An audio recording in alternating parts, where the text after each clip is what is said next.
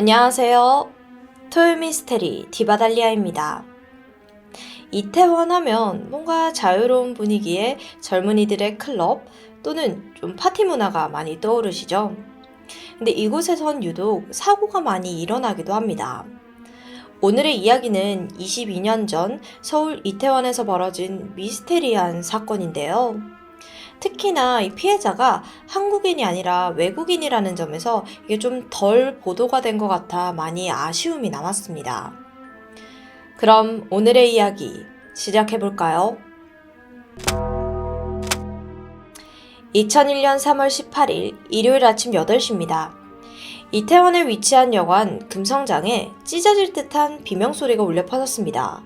이 소리를 들은 투숙객들은 하나둘씩 그곳으로 몰려들었죠. 비명을 지른 사람은 103호에 숙박 중이었던 외국인 여성 안내로였는데요.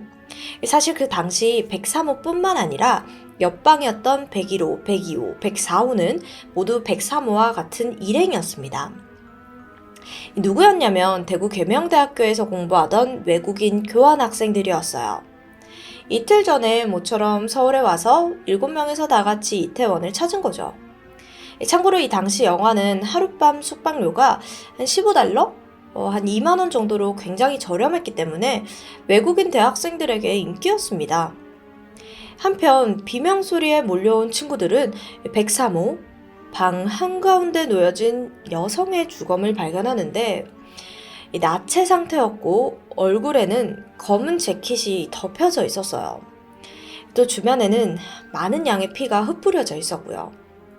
신고를 받은 경찰이 도착했고 잠시 후 피해자의 얼굴에 덮여있던 옷가지를 걷어내었는데 그걸 본 모든 이들은 정말 경악할 수밖에 없었습니다.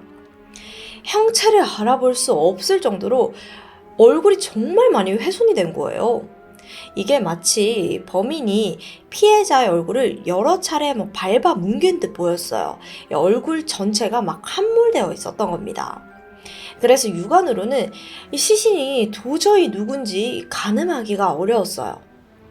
이때 일행은 시신의 등을 확인해 달라고 요청합니다.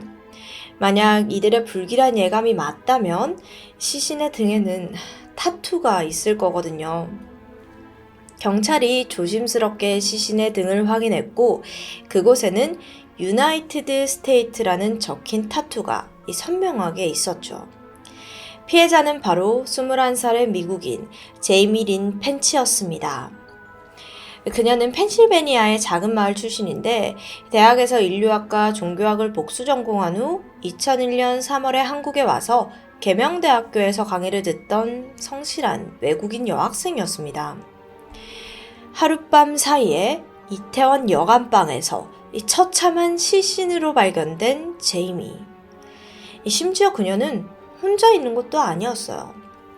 같은 방에는 친구 안내로가 그리고 양 옆방에도 버젓이 일행이 있었고요. 그런데도 어떻게 이런 일이 발생한 걸까요? 경찰은 우선 이 남겨진 일행들의 증언에 따라 행적을 재구성합니다. 이날 총 7명이 여관에 있었죠. 우선 101호에는 러시아 여학생이 있었고 이 102호에는 핀란드 남녀 커플, 문제의 103호에는 숨진 미국인 제이미와 네덜란드 여학생 안네로, 그리고 104호에는 네덜란드 출신의 남학생 제롬과 미국인 여학생 켄지가 투숙을 하고 있었습니다. 이 사건 전날인 3월 17일 일행은 다 같이 이태원 여러 술집을 돌아다니면서 재밌는 시간을 보내고 있었어요. 그러다가 새벽 1시 45분쯤이 되면서 피곤했는지 하나둘씩 여관으로 들어가기 시작했죠. 그중 안내로, 그러니까 숨진 제이미와 103호 같은 방을 쓰던 안내로도 빨리 들어갔고요. 그녀가 진술하길 자기는 술에 너무 취해서 먼저 103호에 들어갔고 오자마자 잠들었다고 진술을 했습니다. 하지만 일행 중 제이미와 또 다른 여성 미국인 켄지는 여전히 이 술집에 남아 있었어요. 둘은 같은 미국인이라는 공통점이 있어서 유독 좀 가까운 사이였죠. 켄지의 증언에 따르면 친구들이 가니까 막 우리를 서성이던 남자들이 우리한테 말을 걸기 시작했어요. 라고 진술을 했습니다. 특히 그중 빈센트라는 미군 남성이 노골적인 관심을 표했다고 해요. 근데 다들 술 한 잔도 했겠다, 이 분위기가 찐해지기 시작했습니다. 그러다가 빈센트가 과도한 스킨십까지 들어오니까 좀 짜증이 났는데, 이때 또 제이미는 술에 너무 취해가지고 몸을 제대로 가누지도 못한 상태였죠. 그래서 결국 친구 켄지는 제이미를 데리고 여관으로 돌아가기로 결정했습니다. 당시 시각은 새벽 3시 15분쯤이었고요. 근데 빈센트가 끈질긴 거예요. 오죽하면 여관 앞까지 둘을 따라왔어요. 그래서 켄지는 일단 무시하고 제이미를 겨우 부축해서 103호에 데려다 주었고요. 당시 켄지가 방에 들어왔더니 안내로는 깊은 잠에 빠져 있었다고 진술을 했습니다. 그래서 침대에 이게 제이미를 눕히고 가려는데 갑자기 그녀가 샤워를 해야 한다며 옷을 벗었대요. 그러다가 속옷만 입고 욕실에 들어갔고 켄지는 이러고 있었는데 욕실에서 촤 하는 물소리가 들리기 시작합니다. 그제서야 켄지는 조금 안심하고 자신의 방인 104호로 돌아갔고요. 그런데 바로 다음날 아침 잠에서 깬 안네로가 얼굴이 뭉개진 채 사망한 이 제이미의 시신을 발견한 상황입니다. 자, 그럼 가장 먼저 용의선상에 올라간 사람은 누구였을까요? 바로 안네로였습니다. 아무래도 제이미와 마지막 순간까지 있었고 또 현장에 함께 있었으니까요. 게다가 103호는 겨우 침대 하나가 들어갈 정도로 정말 이 작은 공간이었거든요. 이런 곳에서 처참한 살인이 벌어졌는데 아무리 좀 깊게 잠에 들었대도 전혀 모를 수가 있는 걸까 싶은 거죠. 근데 안네로가 말하길 정말 내가 너무 깊게 잠들었어가지고 하물며 제이미가 켄지가 들어오는 소리조차도 못 들었다고 합니다. 그래요. 같이 있었다고 무조건 범인일 수는 없죠. 실제로 현장에서 그 증거도 발견되지 않았고요. 그러면 다음으로 수상한 사람은 친구가 증언한 빈센트라는 미국 남성인데 사실 추가적인 목격담도 있었습니다. 먼저 바로 옆방 102호에 머물던 핀란드 커플 중 여성 한 명이 새벽 4시쯤 복도에서 화가 난 미국인 남성의 목소리를 들었다고 해요. 그는 화가 난 채로 Let's go! Let's go! 이러면서 소리를 쳤다는 거죠. 다만 이 소리가 정확히 어느 쪽에서 들려오는지는 확신할 수 없었다고 합니다. 왜냐하면 금성장 여관은 정말 많이 낡은 곳이어가지고 심지어 다른 층의 소리까지 여기저기 다 타고 들어오는 구조였거든요. 게다가 여관 주인 또한 좀 이 진술이 의미심장했습니다. 같은 날 새벽 103호가 있는 1층 복도 쪽에서 웬 백인 남성이 걸어 나오는 모습을 목격했다는 거죠. 심지어 바지에는 핏자국으로 보이는 것들도 좀 묻어 있었고요. 그래서 경찰은 빈센트라는 남성, 이 미군 남성에 초점을 맞췄어요. CID, 미육군 범죄수사대에 공조를 요청했죠. 친구 켄지는 자신이 목격한 이 남성에 대해서 수사관에게 아주 상세하게 진술을 했고요. 다행히 얼마 지나지 않아 근처 미군 부대에서 복무하던 빈센트라는 남성을 찾아냈어요. 하지만 그는 얼마 안가 용의선상에서 제외되었는데요. 그 이유는 그가 사건 추정 시각 이 금성장이 아닌 다른 곳에 있었다는 알리바이가 확인되었기 때문입니다. 참 답답한데요. 그래도 아직 포기하긴 일러요. 얼마 지나지 않아서 또 다른 새로운 인물이 떠올랐습니다. 마이클이라는 남학생.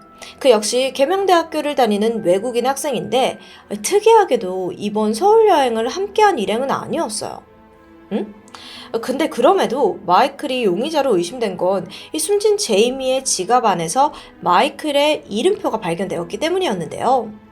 그러니까 둘이 무슨 관계가 아니었냐라는 추측이 등장했죠. 심지어 여관 주인의 결정적인 증언을 하는데 마이클의 사진을 보고 새벽에 목격한 남자가 이 남자가 맞다라고 이렇게 진술을 한 거죠. 이게 신빙성이 있는 건지 좀 그런데 어쨌든 마이클은 사건 당일 대구에 있다는 알리바이가 입증이 되면서 수사망에서 제외가 되었고 수사는 다시 원점으로 돌아갑니다. 이후 이렇다 할 수학은 없었습니다. 사건 후 얼마 안 돼서 켄지와 다른 친구들 모두 뿔뿔이 자신의 나라로 돌아가니까 이게 수사가 진전이 안 되는 겁니다. 근데 이 순간 정말 답답한 사람이 있었죠. 타국에서 허망하게 딸을 잃은 제이미의 부모님. 유가족은 재조사를 해달라면 미국 정부에게 계속해서 탄원서를 보냈고 그 결과 FBI가 직접 사건에 개입을 하면서 한미 합동수사가 재개됩니다. 그렇게 수사팀이 다시 꾸려져서 처음부터 모든 이들의 증언과 알리바이를 꼼꼼하게 확인하는 결과 얼마 후 FBI가 지목한 인물은 다름 아닌 켄지 스나이더. 보니까 면밀하게 조사를 해보니까 그녀의 진술에는 상당한 모순이 있었던 겁니다. 먼저 그녀는 분명 제이미가 속옷 차림으로 욕실 안에 들어갔다고 진술을 했었어요. 근데 실제 사건 현장에서는 제이미의 바지와 속옷은 동시에 벗겨져서 둘둘 말린 채 욕실 안에서 발견이 되었어요. 여기에는 두 가지 모순점이 있죠. 첫 번째는 제이미는 옷을 욕실 안에서 벗었다는 것, 그리고 두 번째는 그녀가 바지와 속옷을 함께 벗었다는 것. 즉 속옷만 입고 있었다는 이 켄지의 주장은 말이 안 맞는 겁니다. 또 켄지는 분명 물소리를 들었다고 증언을 했었는데 시신이 발견되었을 당시 103호의 욕실은 물기가 없는 쫙 마른 상태였어요. 수사팀은 대략 6시간 만에 이게 물기가 완전히 마를 수 있을까 실험을 했고 결과는 불가능으로 판명됩니다.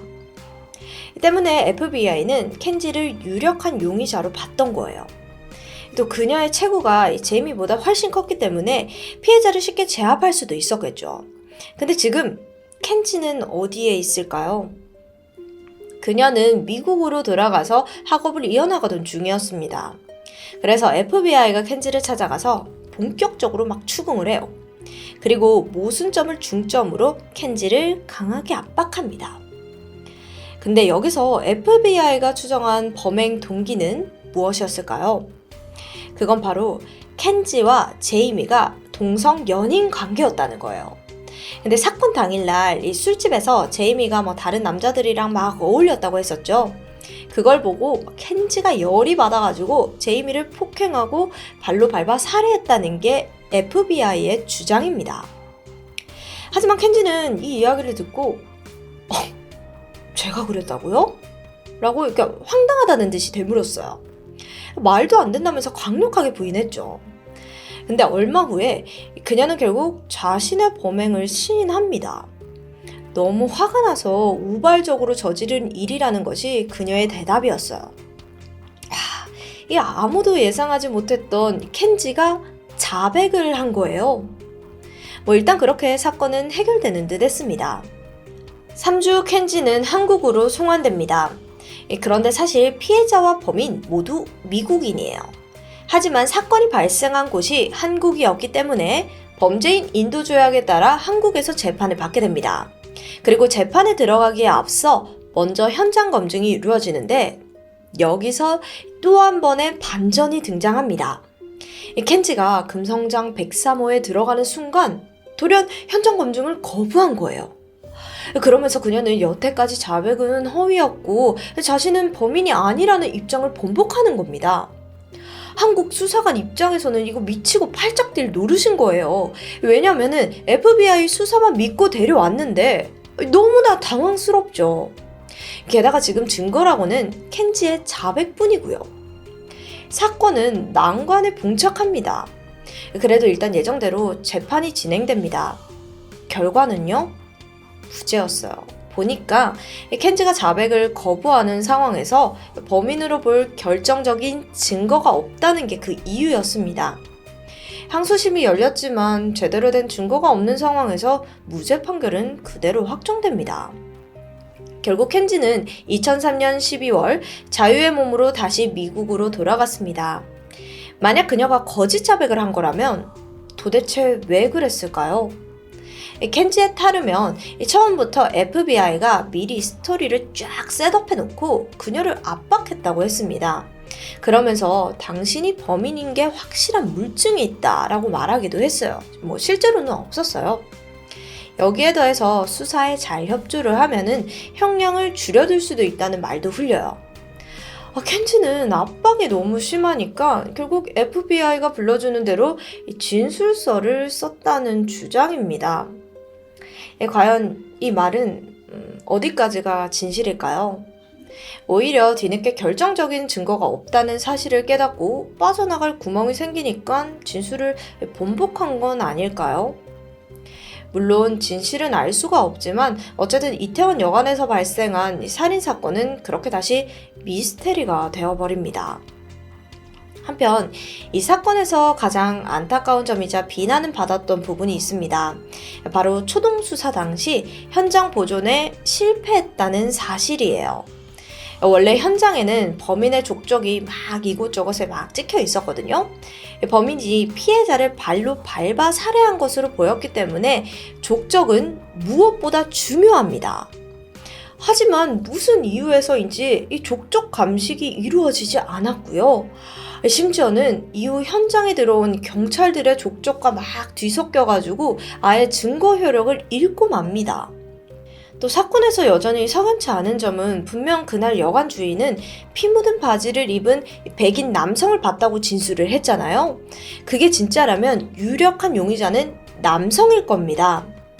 근데 여관 주인이 이후에 마이클이 그 얼굴이라면서 잘못 지목을 했잖아요.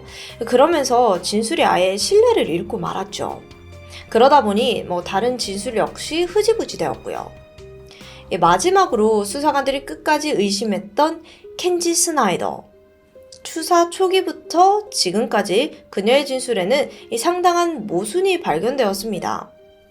그런 것들을 전부 뒤로 한 채 그저 나는 안 죽였다 라는 말 한마디로 결백이 입증된 걸까요? 알려진 바에 따르면 켄지는 미국으로 돌아간 뒤 돌연 네덜란드로 향해 2달여간의 시간을 보냈다고 합니다. 목적은 안네루를 만나기 위함이었어요. 사건 당일 103호에 제이미와 함께 있었던 그녀. 이에 일각에서는 혹시나 켄지와 안네루가 공범이 아니냐는 의혹도 있습니다. 오늘 사건 정말 많이 답답한데요. 여러 미스테리를 남겼지만 그중 아무것도 속 시원하게 풀리지 않은 제이미 린 펜치 살인사건. 이제는 대중의 기억에서도 사라져버린 사건인데요. 이 제이미의 죽음의 억울함을 우리나마 조금이라도 기억하길 바라고 싶습니다. 지금까지 토요미스테리 디바달리아였습니다.